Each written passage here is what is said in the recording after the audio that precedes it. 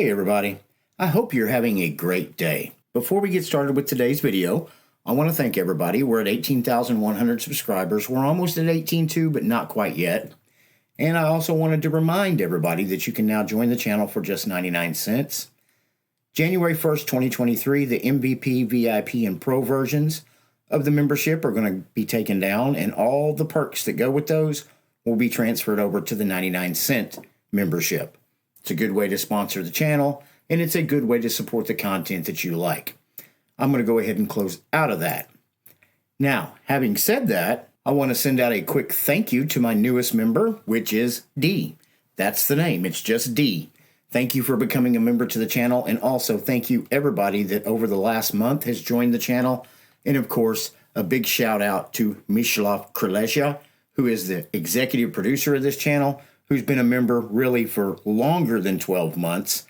He had an issue a couple months ago where somebody had stolen his card, so he had to take care of a few things, but he's pretty much been there since day one, so thank you so much for being a producer to my channel. Now, as most of you know, it's the first of the month, so what does that mean? It's time to introduce you to my newest daily driver.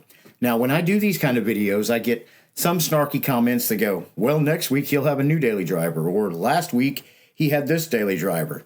Generally, I try to change once a month. And then I always have a couple questions that pop up in my comments. One, why don't you just pick a distribution and stick with it? Well, the answer is pretty simple. My viewers and people that come watch this channel want to see what's new out there, or what is out there that they can use that might meet their needs, as opposed to just the same operating system over and over and over again. Anyway, isn't that what Linux is about? It's about choice and freedom. And then the second question I usually get is, why do you not try some distributions that we don't know as much about and put those through the paces and see if those can be your daily driver? I kind of agree with that comment. I've been on a lot of different distributions in the last year for the simple fact that I left Manjaro about a year ago. But at the same time, those distributions have been like Fedora and GNOME KDE. Now, before I show you what distribution I have chosen to be my next daily driver for the next 30 days, I want to go ahead and cover the one I just spent 30 days in. Garuda GNOME. I have to say I'm very impressed. I used to be a real harsh critic of the GNOME desktop environment, but they're making leaps and bounds in the right direction to get a desktop environment that's easy to work in and has a good workflow. Now, having said that, it does have a few things here and there that I don't like. They are not glaring enough for me to say, point them out in a video and say, this is bad. It's just a few things that I got so used to in a workflow in KDE that it seemed to be a little bit harder in GNOME. Not necessarily harder, but I had to relearn a few things. Had to go about things a little different way. You're going to have that with any operating system. Heck, if you leave Windows and go to Mac, you're going to have it. If you leave Windows and Mac and go to Linux, you're going to have it. It's just a few things that you've got to retrain your brain to do. It's not that hard. It's just a couple things in your workflow that you might have to rearrange or change the way you do them a little bit. The next was the super key. Now in GNOME, when you hit the super key, it brings up your menu, brings up your dock, and then you can go in and search for apps and stuff like that. Sometimes when you're working with a program, let's say like Shotcut, I don't spend a lot of time in Shotcut, but sometimes I do it just to make a quick edit on something. That way I can get it rendered and get it out to you all real quick. Now, when you do that, if the super key is what you use to scroll your timeline. Well, when I hit the super key, I'm scrolling my timeline, and then my dock pops up, and then my apps pop up. So that was kind of bothersome. So what I had to do is zip over into settings and change that key over to the right super key. So that way I could use the left to scroll the timeline in Shotcut, and then use the right super key to open up the GNOME dock and application menu. Now, having said that, over the last 30 days, Garuda GNOME was smooth. It was easy to work in, other than the couple little things here and there. But GNOME 43 is a home run. It is really nice to work in. It is very easy to use. And I suggest that if you haven't used GNOME in a while, if it's been, a year, 18 months, or maybe even longer, to download a distribution. Heck, download Garuda GNOME. Take it for a test drive. It is very impressive. And it will make things extremely easy for you, I promise. Now, let's move on to the question of the day. What is my new daily driver going to be? And I will have to go out on a limb and say the last time I ran something that was Debian based, whether it be Ubuntu, Linux Mint, something like that, it's been over 6 years. I have chosen to go with a distribution that I have covered in the past and have said that I wanted to use it as a daily driver, but kind of just fell back into my safety zone of the Arch arena where I was comfortable being in. So I'm kind of stepping out of my comfort zone. I'm going to something that's based on Debian, and it's something that I have covered, and that is AV-MXE edition. Now, this edition has the XFC desktop environment and the open box window manager. Now, you can get it into other flavors. You can get it in the LXDE, and you can also get it in the Enlightenment desktop environment. But what is AV Linux? It is based on MX Linux, and it is a multimedia, content creation focused Linux distribution. It's been around for 15 years. Now it comes with the high performance Licorice kernel, and in addition to a whole lot of useful tools, it comes with MX tools out of the box. The system is tuned out of the box for fast, low latency audio performance. It's got seamless jack and pulse audio integration and optional support for Windows Audio and plugin applications through Wine staging. Currently, AV-MXE edition is recognized by MX Linux and utilizes its build tools and packaging, but is not an official MX Linux project. So basically, it's supported from front to back, but it's not an official project. So just know that beforehand. Now, I'm at their website. I'll be sure to include the link to their website in the description below. And like I said, it comes in the XFCE, LXDE, and the Enlightenment. Now, if you wanted to download it, you'd click on AV Linux, and you would scroll down here. You've got download mirrors. You got Bandshed, Linux Audio, Bytemark. I just went with the Bandshed one, and then come up here, and you can see 3.5 gigs, and click on it right there. And of course, it'll download for you. Now, let's go back. And one other thing I want to point out before we go over to the desktop is the documentation. To learn more about AV Linux, you can go over and look at their user manual. So if you click here, it'll bring up a 74-page user manual. Now, you can download this, you can print it out, you can do whatever you want with it, but it pretty much covers anything from getting help all the way down to commercial software demos in AV Linux MX edition. So it's a pretty handy tool, and it makes things a lot easier, especially if you're new to MX Linux or AV Linux. This kind of has a lot of good information in there. And of course, you can get things from the wiki or from the support forums as well. Well, without any further ado, let's get on over and take a look at the desktop. Now, if you download AV Linux, throw it on a USB or open it in a virtual machine, this is the screen you're met with. You've got a welcome screen right here, and then you've got a conky right over here. It lets you know that it's based on MX21, which has a base OS of Debian 11. It's the XFCE desktop environment, and if you right-click, it pops up your open box window manager. So I'm going to go ahead and close back out of that, and it lets you know you're running 5.16.0-18.1 Licorice AMD kernel. It shows that it's an authentic AMD processor, and it's a Ryzen 5 with Radeon graphics, 4 cores, 4 threads, and then, of course, frequencies 2.10 gigahertz. And then down here, it lets you know at rest with just the welcome screen open and the conky on, you're using 571 megabytes of RAM. And then down here, you've got the weather for your locale. Right now, it's 45 degrees here with a little light rain. But you come over to the welcome screen, and it says AV Linux MX Edition. And down here, it's got Don't Show Again, Install to Hard Disk Drive, Read Manual, or Close. If you wanted to install, all you would have to do is click here. I am in a virtual machine at present. It's loading on my main machine in the background. But I wanted to go ahead and get this video knocked out because I got a busy, hectic day in front of me. So I'm going to go ahead and close out of this. Now, down here on the bottom, you do have a little dock. You've got power. It lets you know right here no updates are available, but those will pop up here shortly. Then you've got your console. You've got MX Package Installer, Thunar, Firefox, and of course your applications. If you click on applications, it pops up a window right here, so you can access those from here. You can go through them all right there, or you can right click on the screen and they all pop up right here. Okay, so we'll come over here to the MX Package Installer. First thing, we're going to have to put in a password, which is demo, D-E-M-O. Let's go ahead and hit enter. and the MX package installer opens up. Now what you do here and what you see on some other distributions is you come through here and you'd want to pick everything that you want on your system. Say you wanted Audacious, Clementine, just check mark it. And then you would just go down through this list: browser, children, desktop environments, file managers, media center. Let's say you wanted to get Kodi, you could click on that and just go down through here and pick all the applications that you want. Once that's done, you would come down here and click on install and it would install them all.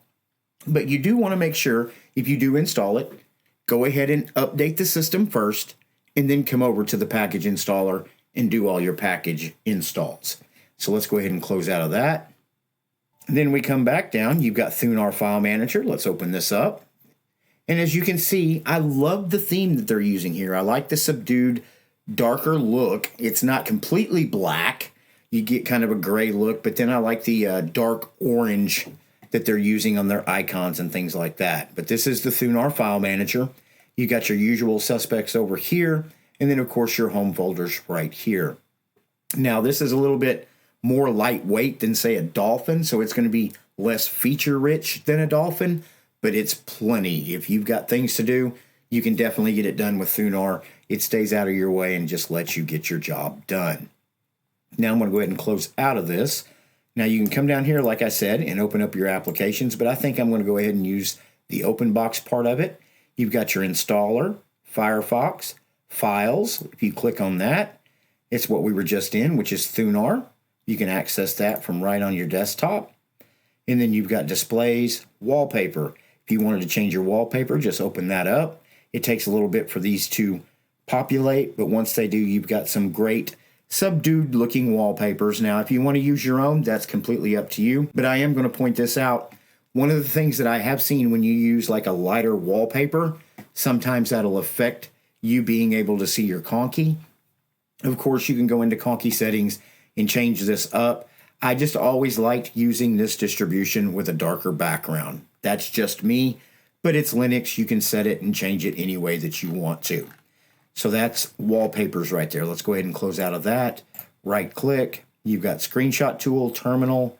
Let's go ahead and open up a terminal and let's go ahead and see, do they have HTOP? Yes, they do have HTOP. Now right here, it's showing that we're running true RAM of about 482 megabytes. Now, if you come over here on the conky, it's going to show you about 640. But because I am in a virtual machine, there is some of the OS that is actually running in the RAM. Not too much, but this is going to be a more true usage right here. So less than 500 megabytes at desktop with just the terminal open. I don't think you can beat that. And then we will close. Yes, close window, right click. Then you've got software. Let's go ahead and click on software. Let's go ahead and authenticate with demo, D-E-M-O. And this is where we were just at. This is the same as what we had down here. This is your MX package manager. Now you do have a stable repo, test repo, and it's downloading those packages to show you those in the background. Let's let that populate real quick so you can kind of get an idea of what we're looking at. And that is your stable repo packages that are available right there. And then you've got the test repo, Debian backports, and of course you can use Flatpaks if you want to. MX Linux includes a repository of Flatpaks for the user's convenience only and is not responsible for the functionality. So what they're saying right there is they're going to be responsible for the MX package installer. Flatpaks is pretty much on its own. So what does that mean? Install at your own risk. I've used Flatpaks quite a bit, so I wouldn't have any concerns about that. You shouldn't have any issues at all. Let's go ahead and put in demo. Let that authenticate, then let it download the package info. And it's still downloading, but it's finally finished. And here are all the Flatpaks that are available. Now, it's real easy to install something from right here. Let's say you wanted to go with something like Firefox, the base app. You would click on it. It's checked. All you'd have to do is come down here and install, and you can install it. But the MX package installer is something I definitely recommend you take a look at. It makes things really easy and convenient for you to install applications. So let's go ahead and close out of that. Right click. Then you've got your MX tools. This is what everybody that uses MX or any version of an operating system that is based on MX, the MX tools are great. You've got your live USB kernel updater, live USB maker, snapshot. You can take a snapshot of your system. So that way, should you have any problems and run into an issue, you can zip on over here, refresh from a previous snapshot, and keep right on going.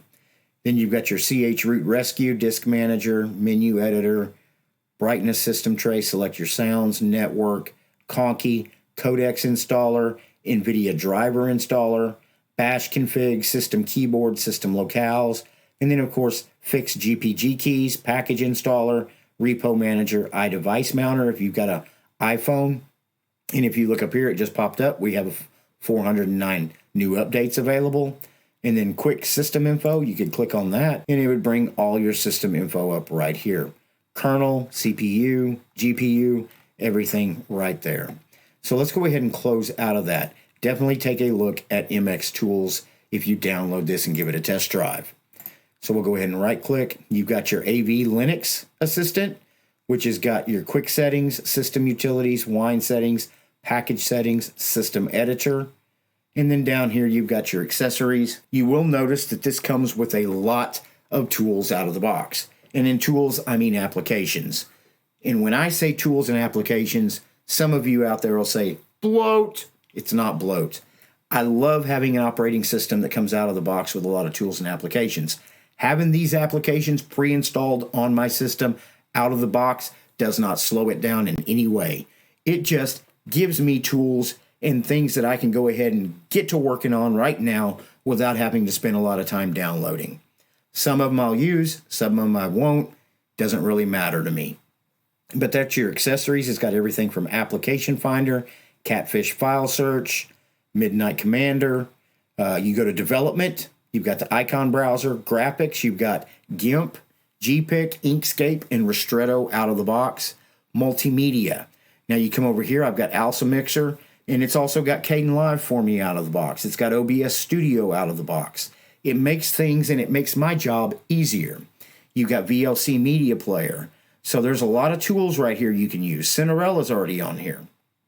And then come down a little bit more. You've got Network. You've got FileZilla, Mail Reader, Transmission, Web Browser, Office. You've got QPDF View. Now what I will have to do right here is install an Office Suite. That shouldn't take any time. I'm not concerned with that. And then you've got your settings, you've got everything. You've got About Me, Appearance, Bluetooth, Power Manager, Keyboard, Settings Manager. You've got a lot of different settings in here you can adjust and change.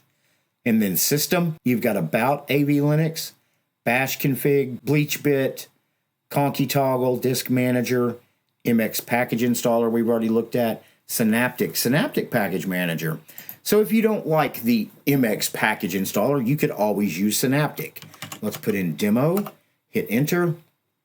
And once this opens up, this is pretty self-explanatory. Synaptic Package Manager is a type, search, and install application. It's one of my favorite. Just like Octopi is one of my favorite when I'm using something like OpenSUSE. You just come up here, click search, and we can type in something like, let's go with Blender. Put in Blender. Blender will pop up over here. You just click on that box. Mark for installation. It's going to pop up a window that shows you other dependencies that are required. Now you can mark all of those. Now you have Blender marked. You have all the dependencies marked. All you got to do is come up here and click apply, and it will install Blender on your system. It's that simple. It's easy. I love Synaptic. Some people, when they're coming over from Windows or Mac, don't like it as much because they want more of a store type feel. They want to be able to see like an icon and get more explanation for it. But one beautiful thing about this is when you click on something like Blender and come down here, you've got a description right here. Blender is integrated 3D suite. It gives you all that information. You also got common dependencies, installed files, versions. You can get a screenshot of it if you want to. It'll show individual files. Download a screenshot of it for you so that way you can see what's going on. There it is right there. We can close out of that. You can get a change log or you can visit the homepage. So you've got a lot of different things you can do in Synaptic. So if you haven't used it or not that familiar with it, take a look at it if you give this one a shot. And we will quit, right click, come back down. That was settings, correct? Yes. Now we go to System, Wine, browse C drive, configure Wine, uninstall Wine services, OpenBox settings. If you want to change the configuration of OpenBox, you can do that right here. Edit menu schema, reconfigure OpenBox, or refresh cache. And then, of course, you've got logout. So that's just a quick look at AV-Linux. I'm very excited. It's been a long time since I used anything that's been Debian based, and I know that Debian is a solid distribution. I'm kind of interested to see what kind of performance I get out of the Licorice kernel. It's going to be an interesting 30 days, I promise you that. What do y'all think? Is AV-Linux something you might download, throw in a USB, put in a virtual machine, and take for a test drive? Or is it just not your cup of tea? Either way, drop that in the comments below and let me know what you think. Please do me a favor before you leave today. Please like, subscribe, or follow my channel. The more likes I get keeps me in YouTube's algorithm, which means the information you just saw in this video, if it was helpful to you, it can be helpful to somebody else. And subscribe. Doesn't cost anything. And if you end up not liking me, you can always unsubscribe. If you like the channel and enjoy the videos that we are producing, we are on 3 separate platforms: YouTube, Utreon, and Odyssey. And you can become members on all 3. On YouTube, it's only 99 cents. On Utreon, it's $2.99. And on Odyssey, it's $4. You can also buy us a cup of coffee, maybe go over to PayPal and throw us a donation, or go to Patreon and become a patron to the channel. All those links will be in the description below. As always, thank you so much for watching my video, and I will see you in the next video.